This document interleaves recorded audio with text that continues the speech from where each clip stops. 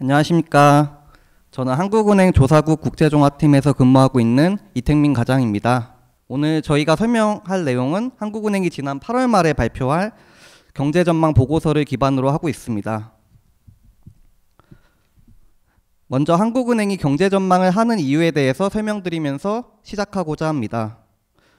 중앙은행은 통화정책을 수행하고 있는데 통화정책은 기본적으로 파급되어 효과가 나타나기까지 시차가 있습니다. 그래서 이제 현재의 경기와 물가 판단만으로 정책을 수행하면 효과가 본격적으로 나타날 때쯤에는 이미 경기나 물가 흐름이 달라져서 정책이 시의적절하지 않을 위험이 있습니다. 따라서 중앙은행은 1, 2년의 경기와 물가 흐름에 대한 전망을 토대로 선제적으로 미래지향적으로 정책을 수행하고자 합니다. 그런데 한국은행 경제전망은 조건부 전망입니다.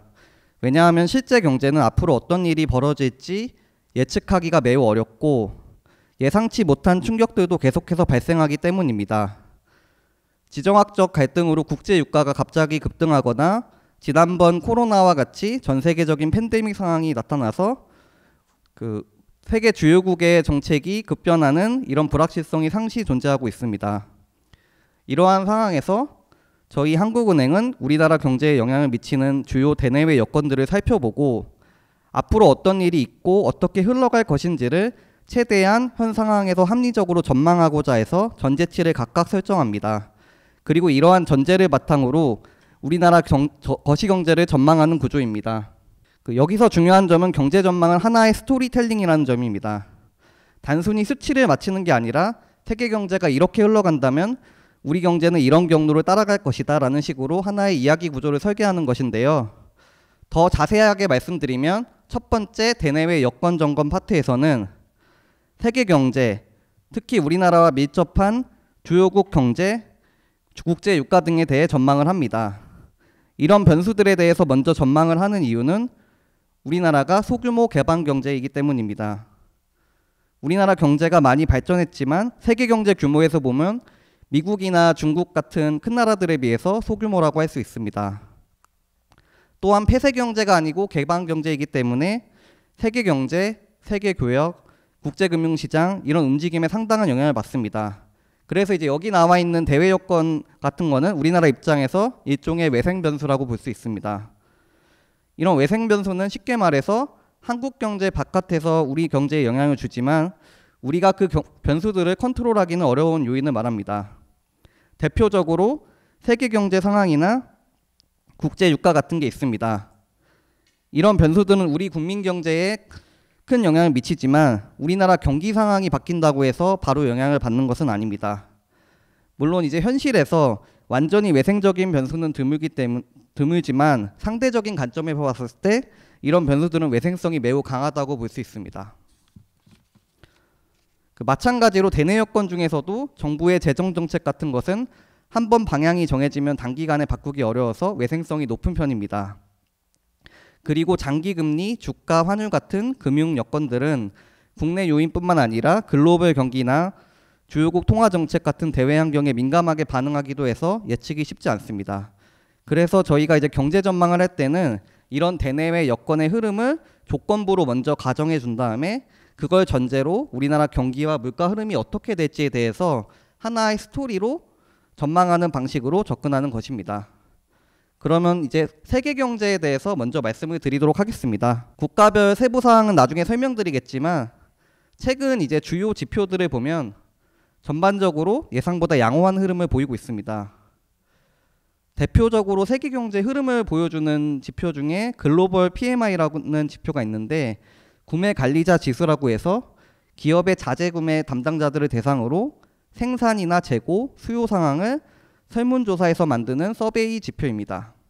왼쪽 그래프를 보시면 제조업은 금년 기준치인 50 근방에서 왔다 갔다 하면서 대체로 상대적으로 부진했지만 서비스업 PMI는 확장 국면이 계속해서 지속되고 있습니다. 사실 올해 초에 미국에서 이제 신정부가 출범하면서 관세 정책을 공세적으로 발표했고 이로 인해서 통상 환경의 불확실성이 크게 확대되었습니다. 관세는 이제 해외에서 수입하는 상품에 대해서 부과되는 세금인데요. 일반적으로는 이제 재정 수입 확보, 국내 산업 보호, 무역 적자 개선 등의 목적이 있습니다. 근데 이제 관세가 부과되면 무역의 비용이 상승하고 이게 이제 기업의 수익성 악화나 물가 상승으로 이어질 수 있어서 세계 경제 이제 수요 전반에 부담으로 작용하게 됩니다. 근데 이제 이번에 이제 미국 관세 조치들을 보면 전 세계를 대상으로 이제 예고하고 발표하고 또 시행을 유예했다가 관세율을 또 변경하고 이렇게 약간 예측하기 어려운 정책 변화들이 반복되었습니다. 그래서 이제 여기 보시면 미 관세 시행에 대비한 기업 및 가계의 선수요라고 해놨는데 이 관세 인상에 이제 선제적으로 대응하려는 선수요가 확대돼서 상반기에는 이제 상품의 수출입이 일시적으로 이제 증가하고 이제 기업들의 재고도 축적되는 모습이 활발하게 나타났습니다. 그리고 여기에 이제 글로벌 AI 투자 확대도 가세하면서 상반기까지는 세계 경제가 예상보다 양호한 흐름을 이어갔습니다. 두 번째 그래프를 한번 보시면 미국의 관세율 추이입니다. 여기 이제 화살표에 있는 것들이 다양한 관세 조치들인데요. 빨간색은 관세를 부과하거나 인상한 조치이고 파란색은 반대라고 보시면 될 것 같습니다. 근데 그냥 봐도 빨간색이 상당히 많습니다. 무엇보다도 연초에 비해서 관세율 수준이 상당히 높아졌습니다. 그리고 이제 그 과정에서 좀 특징적인 점을 설명드리면 4월 정도만 해도 미국과 중국이 보복 관세를 주고받으면서 관세율의 변동성이 상당했었는데 이제는 어느 정도 국가 간 협상도 이루어지면서 이제 지금 보시면 15% 근방에서 형성이 되고 있습니다. 앞서 말씀드린 듯이 기업들이 재고를 상당히 많이 쌓아놓았지만 앞으로는 이러한 여력이 점차 소진되면서 세계 경제 성장세 둔화가 가시화될 것으로 예상하고 있습니다. 근데 이제 여기 관세 외에도 이제 주요국들이 재정 정책을 확대하고 통화 정책 완화 기조가 있고 그리고 글로벌 AI 산업이 발전하고 이런 여타 요인들도 함께 고려했을 때 세계 경제가 이제 어느 정도의 회복력을 유지하면서 성장세가 이제 완만히 둔화될 것으로 이렇게 보고 있습니다. 그러면 이제 저희가 이제 미국 관세 정책을 어떻게 바라보고 있는지 한번 말씀을 드리겠습니다. 미국 신정부의 관세 조치들이 정말 다양한데요. 첫 번째 이제 표를 보시면 우선 이제 국가별로 매기는 관세가 있고 특정 품목들을 대상으로 매기는 관세가 있습니다. 여기 표에 이제 각 국가 품목에 대해 어떤 수준의 관세율을 부과하고 있는지 확인할 수 있습니다. 중요한 점은 미국이 단순히 일률적인 세율을 적용하는 게 아니라 그 각 국가에 대한 무역 적자 정도, 협상 결과, 그리고 국내 산업 보호 필요성 이런 여러 요소들을 고려해서 차등적으로 부과했다는 점입니다. 여기 보시면 맨 첫 번째 상호관세라는 표현이 뉴스에서도 자주 등장하는데 여기서 이제 주의하셔야 할 부분이 있습니다. 상호라는 단어 때문에 마치 이게 미국과 상대 국가가 서로 같은 수준의 관세를 상호간 매기는 것으로 이제 오해하기가 쉬운데요. 실제로는 이제 미국이 각국의 이제 무역 적자 정도나 시장 개방 정도 등을 명분으로 해서 일방적으로 이제 부과하고 있는 것입니다. 즉 이제 형식적으로는 상호를 표방하지만 실질적으로는 이제 일방적인 관세 조치라고 이렇게 이해를 하셔야 되고요. 그리고 두 번째 펜타닐 관세는 미국 내 펜타닐 유입 문제를 이렇게 명분으로 해가지고 중국, 캐나다, 멕시코 이 나라들에게 부과하고 있는 관세 조치를 뜻합니다. 우선 이제 국가 간 협상이 주요국 간 큰 틀에서 이제 이루어졌고 국가별 상호 관세율도 이제 8월부터 본격적으로 이제 적용이 되고 있기 때문에 저희 전망에서는 현 수준 합의된 상호 관세 및 품목 관세들이 대체로 이제 유지되는 것으로 전제하였습니다. 예를 들면 이제 우리나라 같은 경우에는 최근에 알려진 협상 결과를 바탕으로 해서 상호 관세는 15%, 철강 알루미늄은 50%, 그리고 자동차 부품 같은 경우에는 15%로 전제하였습니다. 여기에 더해서 반도체나 의약품은 현재 이제 미국이 관세를 부과하고 있지 않은데요.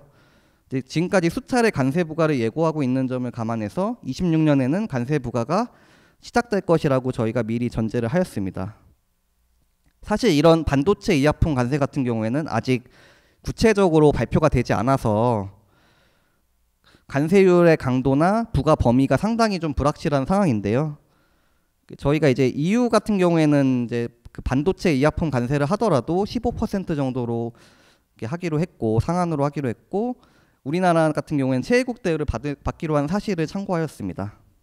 이제 보시면 불확실한 부분은 당연히 있는데 당초에 비해서는 미국 관세 정책의 국가별 품목별 윤곽이 어느 정도 뚜렷해진 것으로 보고 있습니다. 다음으로 글로벌 반도체 경기를 보시겠습니다. 반도체 산업은 우리나라 주력 수출 산업이고 글로벌 반도체 경기 상황이 매우 이제 중요합니다. 최근 몇 년 동안 AI 기술과 다양한 서비스가 이제 빠르게 발전하고 있는데요. 이러한 이제 서비스를 위해서 빅데이터를 처리할 수 있고 연산 속도가 빠른 고성능 반도체 수요가 상당히 높아졌습니다. 특히 이제 메모리 반도체 중에서 HBM이라는 고대역폭 메모리가 있는데 이게 대표적으로 우리나라 기업들이 잘 만드는 제품입니다. 첫 번째 그래프 보시면 미국 빅테크 기업들의 투자 비용이라고 보시면 되는데 연간이고요. 이들이 이제 데이터 센터 같은 AI 인프라에 정말 많이 투자를 하면서 이런 이제 투자 현황이나 전망이 이번 이제 분기 실적 발표를 지나면서 더욱 이제 상향 조정되었습니다. 이 상향 조정된 거는 저희가 이제 지난 직전 전망이었던 5월 전망에서 당시 이제 기준에 비해서도 상당히 높은 수준이고요. 그리고 이제 그 상대적으로 좀 저성능 범용 반도체 같은 경우에도 미국이 이제 반도체 관세를 아직 하고 있지 않지만 여러 차례 예고하면서 이걸 좀 조기에 좀 확보하고자 하는 수요가 많이 증가했고요. 이로 인해서 오히려 좀 이렇게 예상보다 양호한 흐름을 보이고 있습니다. 이제 앞으로는 이제 고성능 품목을 중심으로 반도체 경기가 양호한 흐름을 이어갈 것으로 이제 전망을 했습니다.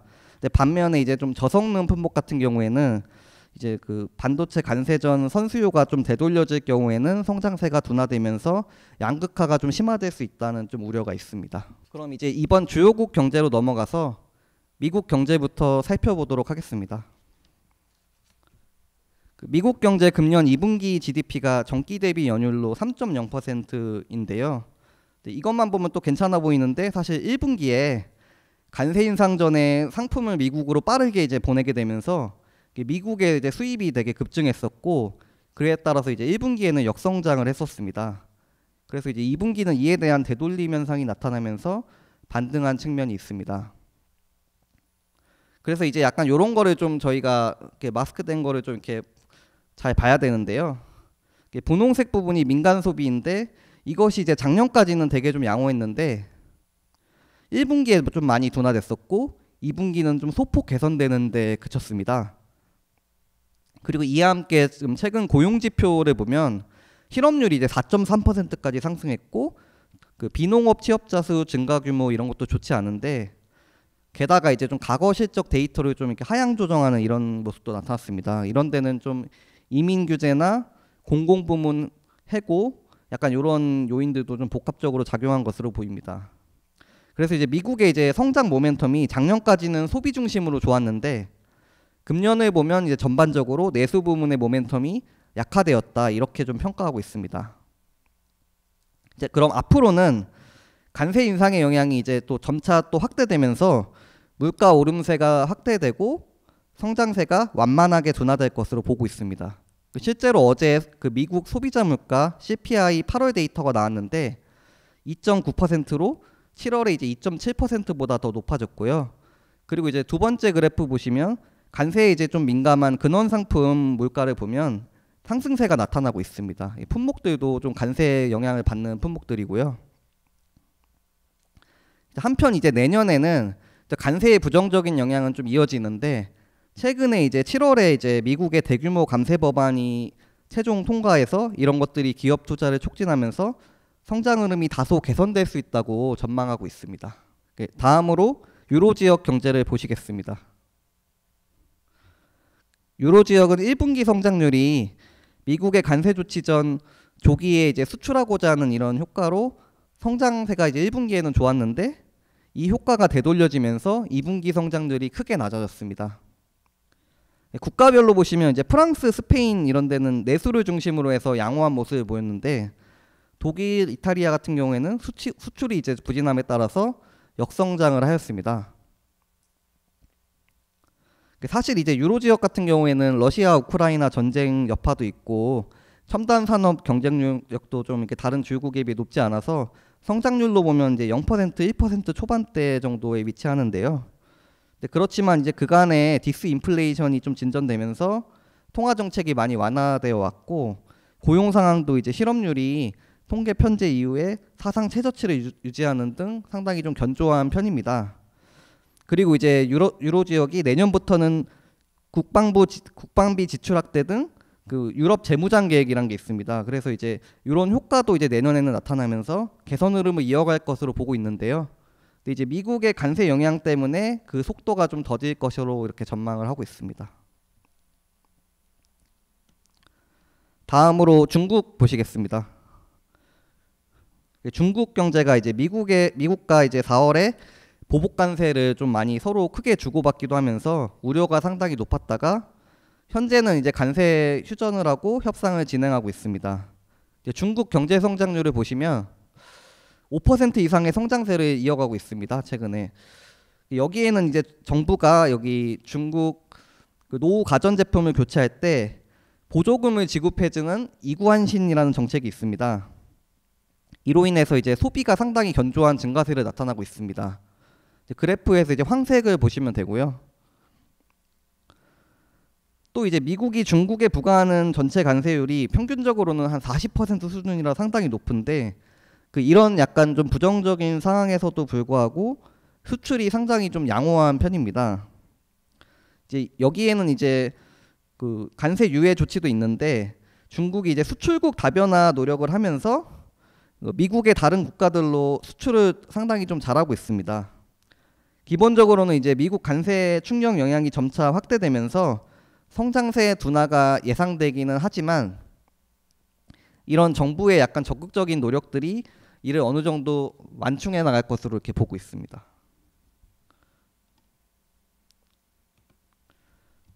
다음으로 일본 경제를 보시면 무인화 디지털화 도입 확대 등으로 설비 투자 증가세가 이어지고 수출도 이제 전자제품 위주로 호조를 보이면서 이제 2분기에 전기 대비 0.3% 성장했습니다. 그런데 이제 일본이 통상 물가가 상당히 안정적이었는데 최근에 이제 물가 상승세가 계속 이어지고 이로 인해 이제 가계 소비 여력이 축소되고 이런 통상 환경 불확실성도 높다 보니까 이게 자본재 수출을 좀 제약할 수 있다는 우려가 있습니다. 그리고 이제 재정 정책 같은 경우에도 재정 악화 우려 때문에 재정 정책을 좀 적극적으로 추진 어려울 거라고 이게 보고 있어서 이제 일본 경제 회복세는 앞으로 좀 약화될 것으로 이렇게 전망하고 있습니다. 그럼 다음으로 이제 아시아 신흥국을 보시겠습니다.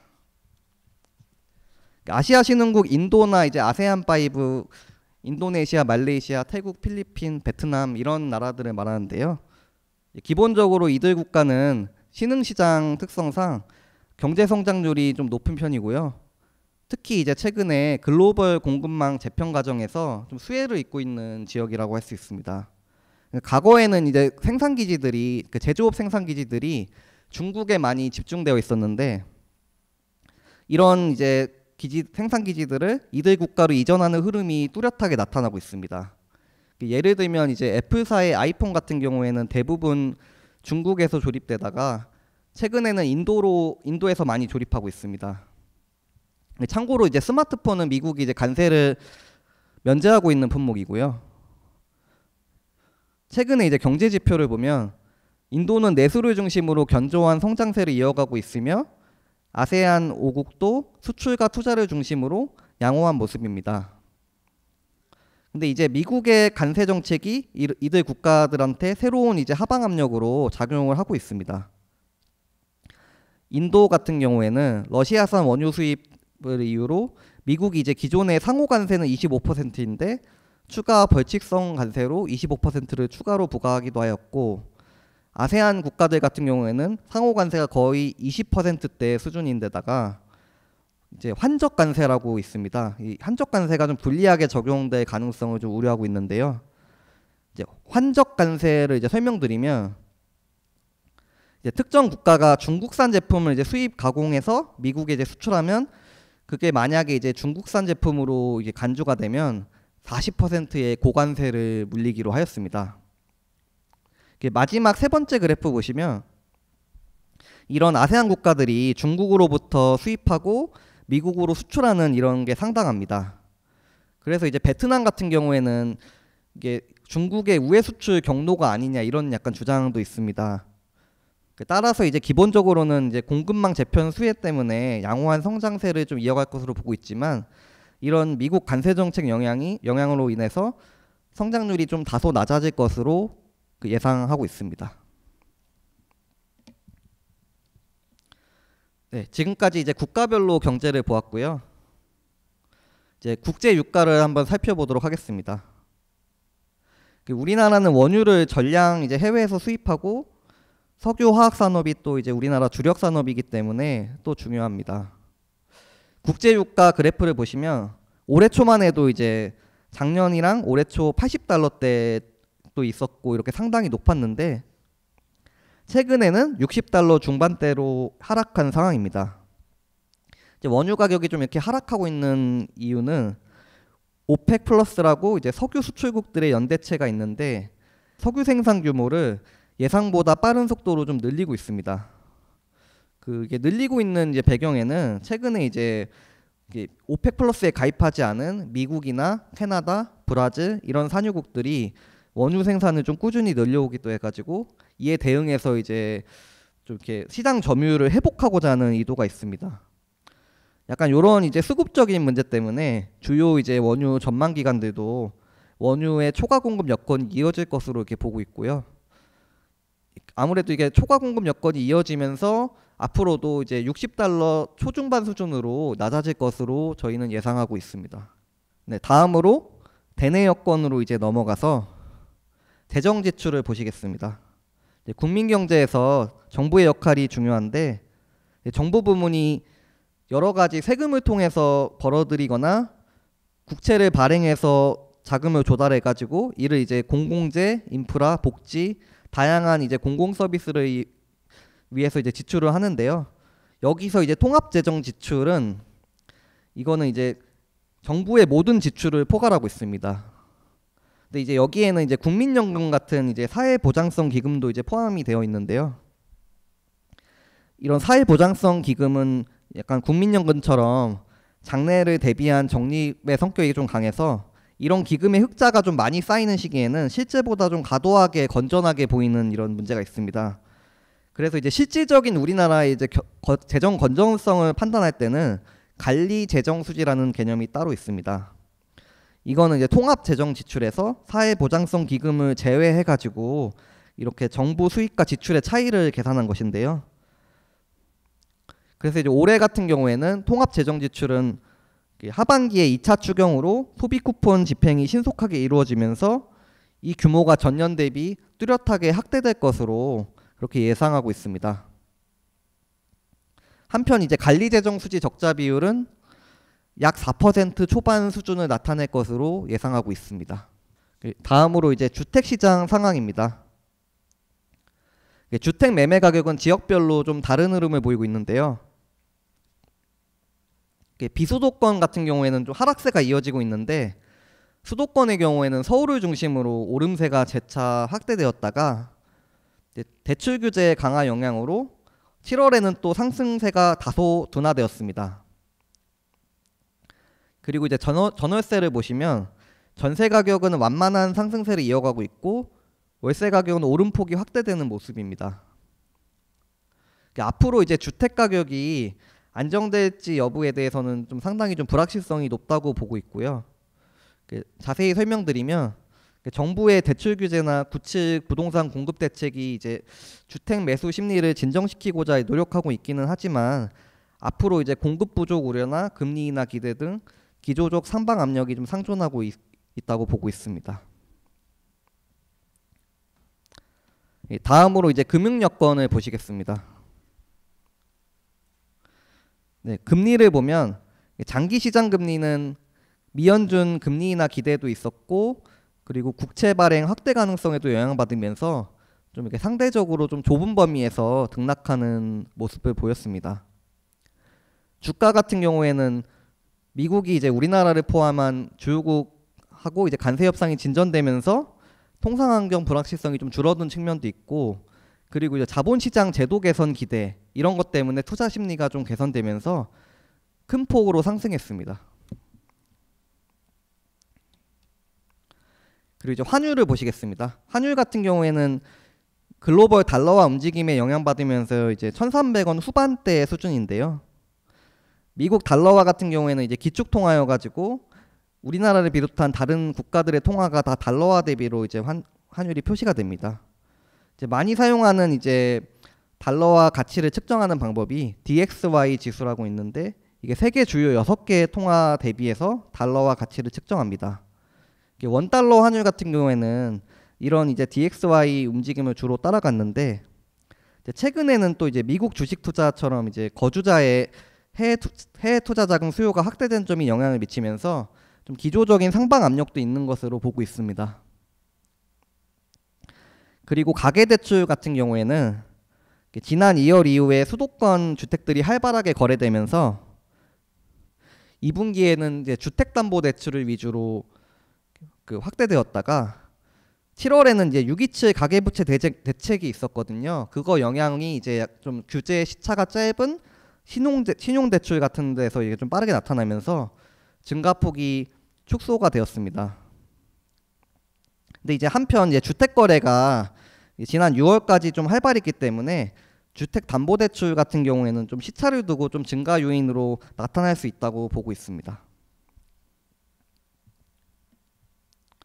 네, 이게 지금까지 이제 여러 가지 대내외 여건들의 현황과 앞으로 이제 어떤 흐름을 보일지 좀 살펴보면서 점검을 하였는데요. 이제 그 결과로 지금 보시는 표와 같이 우리 경제 전망의 주요 전제를 설정을 하였습니다. 이제 보시면 국가별로 이제 지금까지 살펴본 그 정보들을 활용해서 이제 전제치를 판단하였고요. 이를 종합해서 봤을 때 세계 경제 성장률이나 세계 교역 성장률이 점차 이제 둔화되는 것으로 전제를 하였습니다. 다시 한번 이제 강조드리지만 이게 경제 전망에서 이러한 전제가 얼마나 합리적이고 설득력 있게 설정되었는지가 정말 중요합니다. 이러한 이제 조건부 전제 하에서 이제 우리나라 경제가 어떤 흐름을 보일지에 대해서는 후반부에서 고민지 과장님이 설명을 드리도록 하겠습니다. 네, 제 발표는 여기까지고요. 지금까지 잘 들어주셔서 감사합니다. 네, 안녕하세요. 오늘 국내 경제 전망 발표를 맡게 된 조사국 조사총괄팀 고민지 과장입니다. 많은 분들께서 이렇게 우리 경제에 관심을 가져주시고 또 금요강좌에 이렇게 참석을 해주셔서 정말 뜻깊게 생각합니다. 소중한 시간 내주신 만큼 오늘 중요한 내용들 가능한 쉽게 잘 설명할 수 있도록 해보겠습니다. 앞서 이택민 과장님께서 잘 설명해 주셨지만 한국은행의 경제 전망은 잘 아시다시피 저희가 앞으로의 우리 경제 흐름을 어떻게 바라보는지를 상세히 담은 보고서이고요. 2월, 5월, 8월, 11월 이렇게 분기마다 발간되어서 한국은행 금융통화위원회가 기준금리를 결정할 때 뒷받침되는 자료가 되기도 합니다. 우리 경제를 전망하기 위해서는 기본적인 전제들이 굉장히 중요합니다. 다른 말로 저희가 조건부 전망이라고 앞서 설명을 드렸었는데요.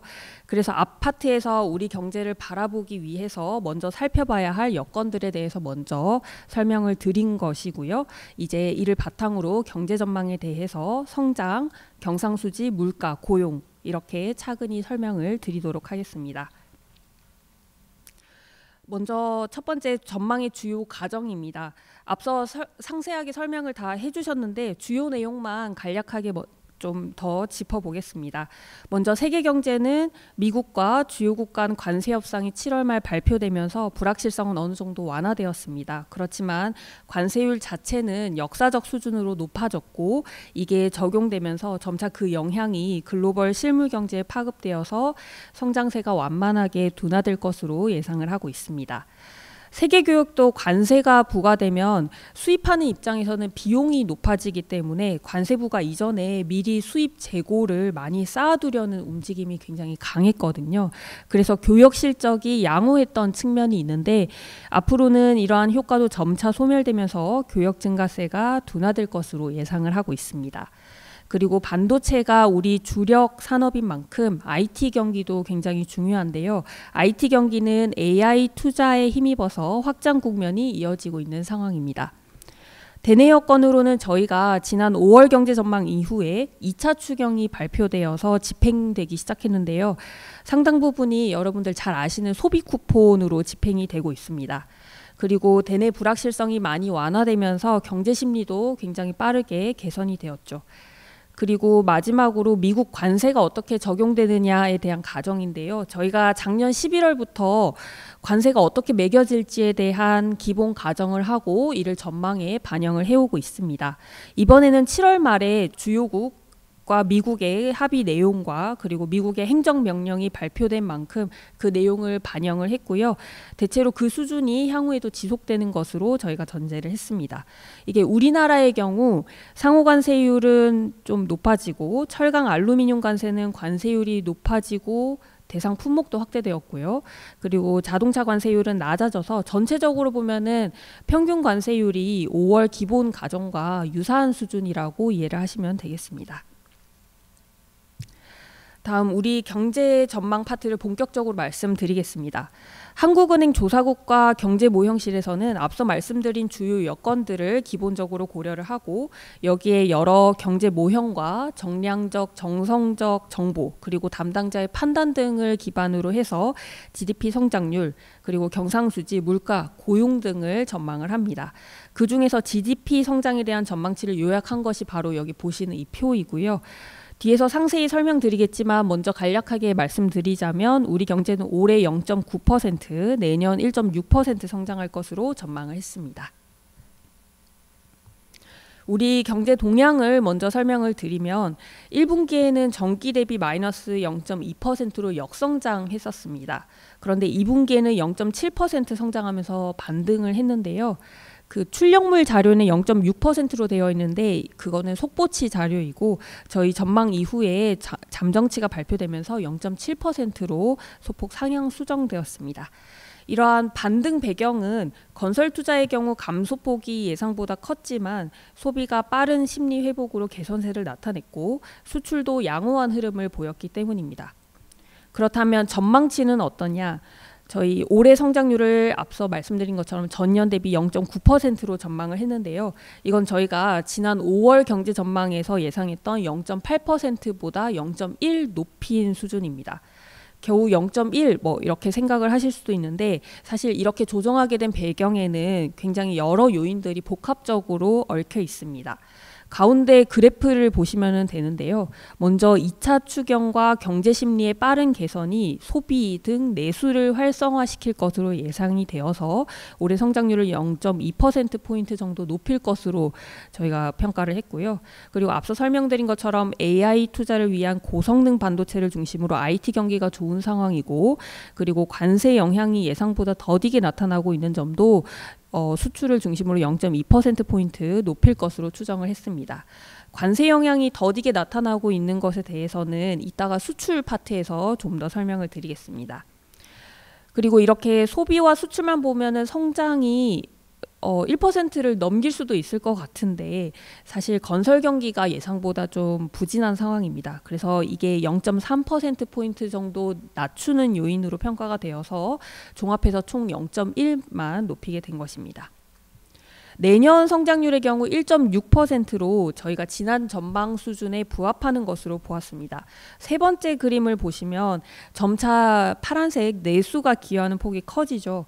소비 개선세가 지속되고 올해 부진했던 건설 투자도 점차 회복될 것으로 전망을 해서 내수를 중심으로 개선될 것이다 라고 예상을 했는데요. 반면 올해 수출에서는 관세 영향이 좀 더디게 나타나고 있다고 말씀드렸던 게 이제 내년으로 갈수록 좀 더 그 영향이 본격화되고 하방 압력을 키울 것으로 예상이 되어서 수출의 기여도는 점차 낮아질 것으로 평가를 하고 있습니다. 다음으로 성장 전망을 지출 부문별로 좀 더 자세히 살펴보겠습니다. 먼저 민간 소비입니다. 민간 소비는 여러분들이 물건을 사거나 식당에서 밥을 먹으면서 쓰는 돈, 그러니까 즉 가게가 소비를 목적으로 재화나 서비스에 지출하는 금액을 얘기를 하는데요. 한 분기에 예를 GDP 총 규모가 500조 원이다. 그러면은 민간 소비가 한 250조 원 정도, 그러니까 절반 정도를 차지를 하거든요. 그래서 그만큼 굉장히 중요한 부문이다라고 말씀드릴 수 있습니다. 첫 번째 그래프를 보시면은 남색 막대가 카드 사용액이고요. 빨간색 선이 소비자 심리 지수 데이터인데요. 올해 1, 4분기 부분을 보시면은 대내 당시 이제 카드 사용액 증감률이 많이 낮고 소비자 심리 지수도 장기 평균을 크게 하회하고 있는 것을 보실 수 있습니다. 당시 대내 불확실성으로 소비가 위축되면서 1, 4분기 민간 소비가 전기 대비 감소하였었는데요. 2, 4분기에는 이런 불확실성이 좀 해소되고 그 결과 심리도 빠르게 개선이 되면서 소비도 반등을 했습니다. 3, 4분기에도 이런 심리 개선의 영향이 좀 당분간 이어질 것으로 보고 있고요. 또 소비 쿠폰 효과도 더해져서 올해 민간 소비가 당초 예상보다 높은 증가세를 보일 것으로 예상을 하고 있습니다. 그래서 저희가 민간 소비 전망치를 지난번보다 0.3 높여서 1.4%로 예상을 했습니다.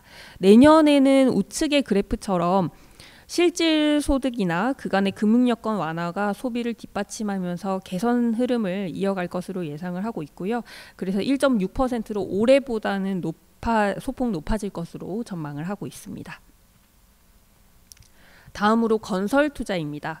투자는 크게 건설, 설비, 지식 재산 생산물 투자 로 나뉘는데요. 이 중 건설 투자는 여러분들이 쉽게 아실 수 있듯이 주택, 상가, 공장과 같은 건물을 짓는 것과 그 다음에 건물이 아닌 도로, 철도 같은 인프라를 짓는 토목공사를 포함을 하고 있습니다. 건설 투자는 왼쪽 그래프에서 보시면 알 수 있듯이 5분기 연속 역성장하고 있는 상황입니다. 부진한 흐름이 이어져 왔는데 2, 4분기에는 대내 불확실성으로 건설사들이 좀 관망세를 보이면서 예상보다 부진이 더 심화된 측면이 있습니다. 하반기에는 지난해 착공, 수주 개선의 영향을 받아서 점차 개선될 것으로 보고 있고요.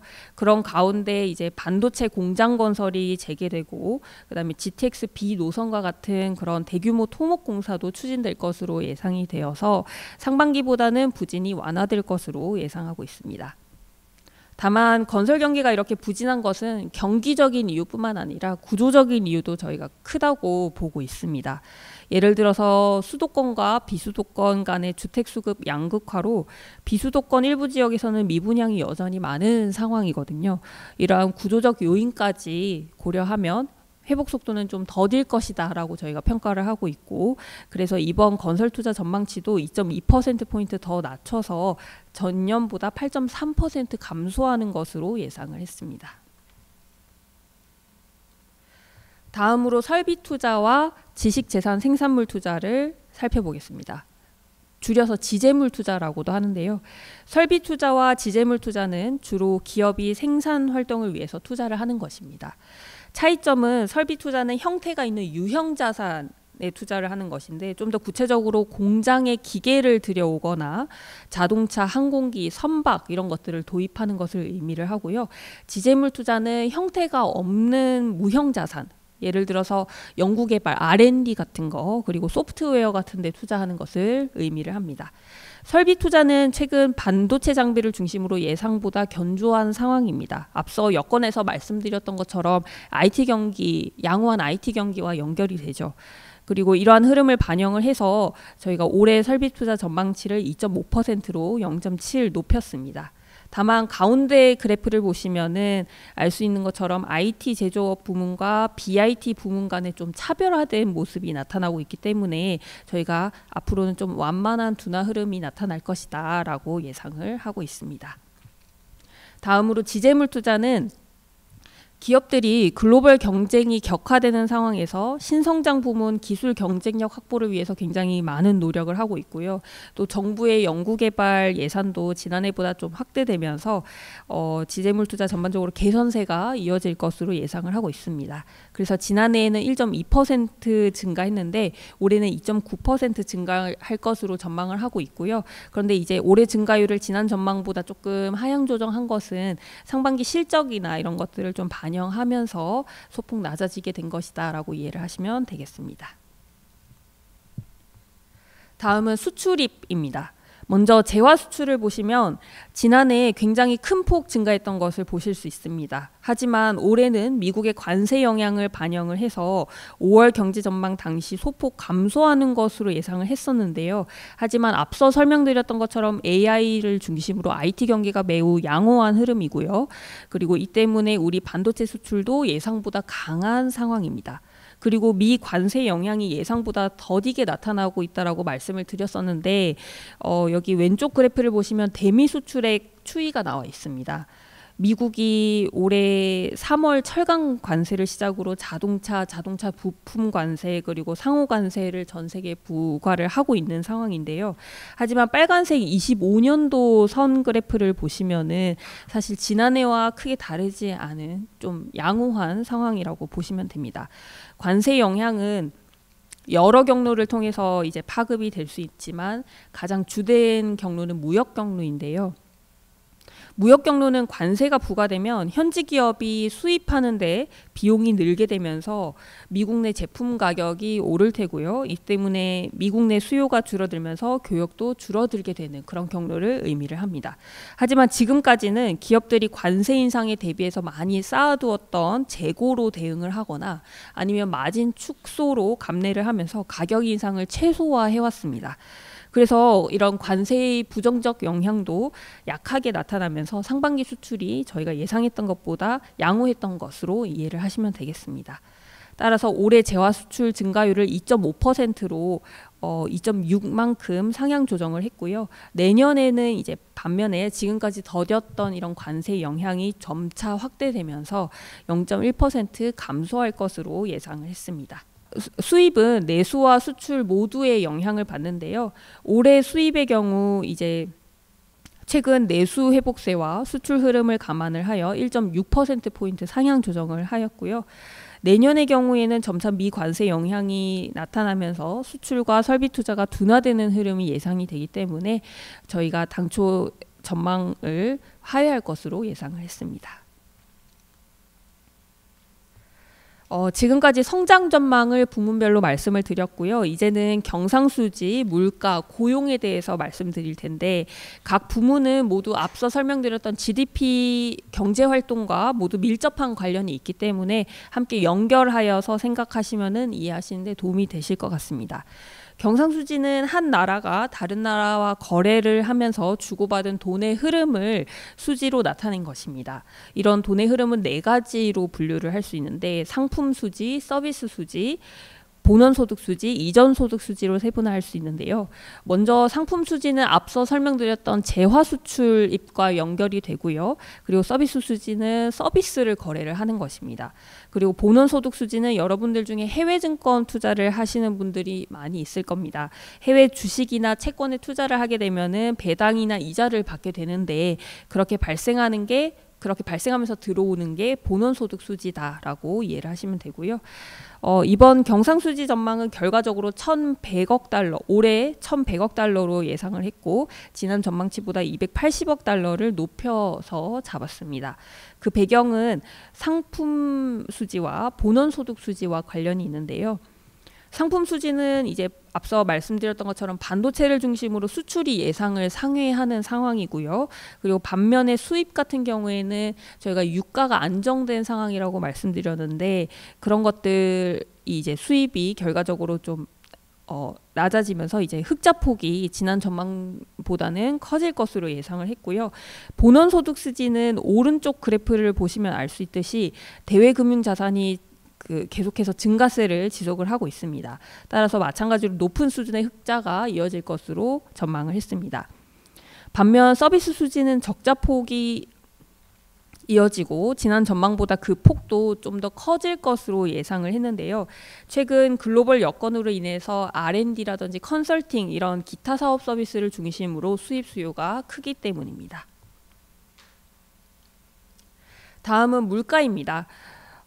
한국은행은 통화정책을 수행할 때 물가 상승률을 목표로 설정을 하고 있습니다. 저희가 타겟팅하고 있는 수준은 소비자 물가 상승률 2%이거든요.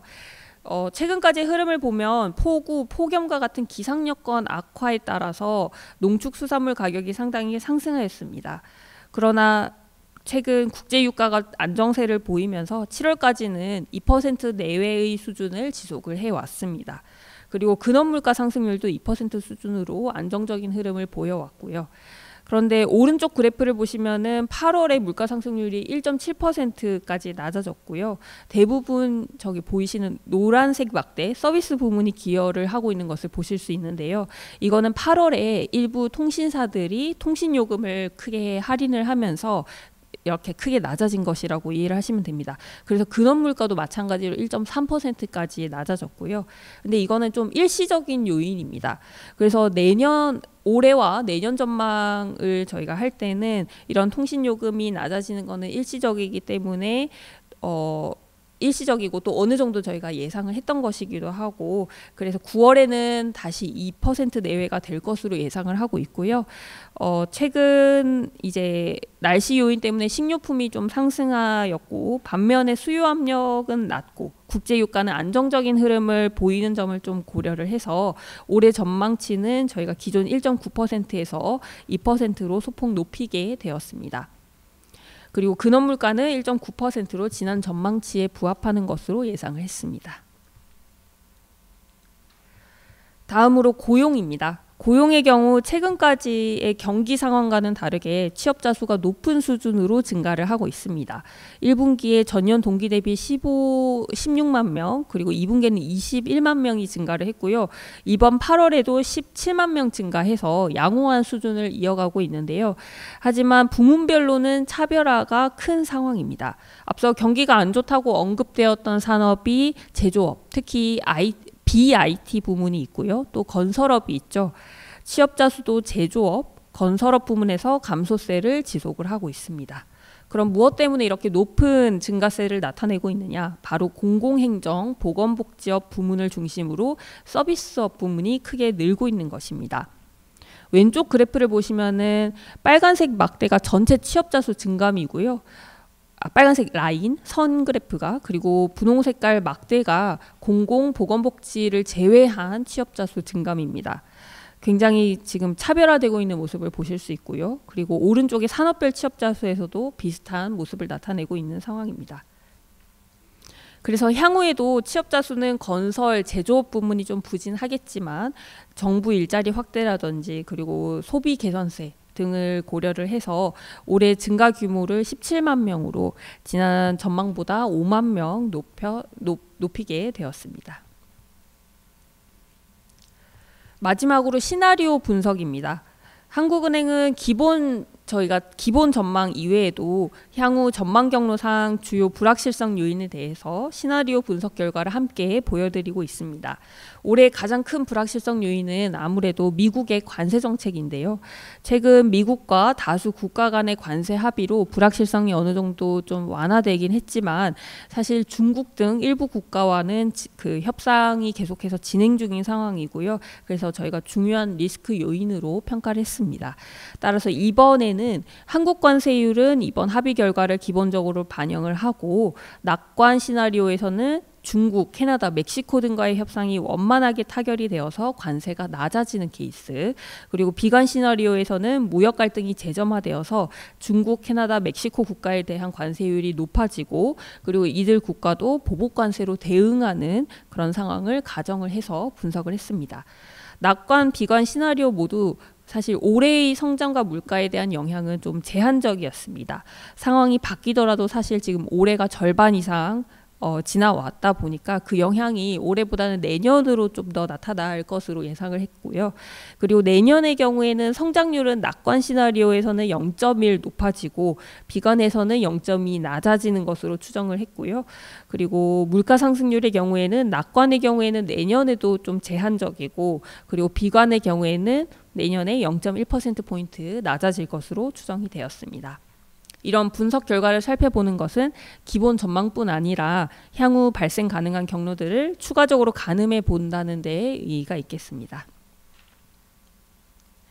네, 여기까지 저희가 이번 8월 경제 전망 내용을 소개하는 금요강좌였습니다.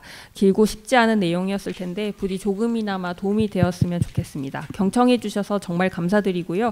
그리고 저희가 경제 전망을 비롯해서 많은 유익한 자료를 많이 전해 드리려고 노력을 하고 있습니다. 앞으로도 한국은행의 경제 전망 그리고 금요강좌에 대해서 많은 관심 부탁드립니다. 감사합니다.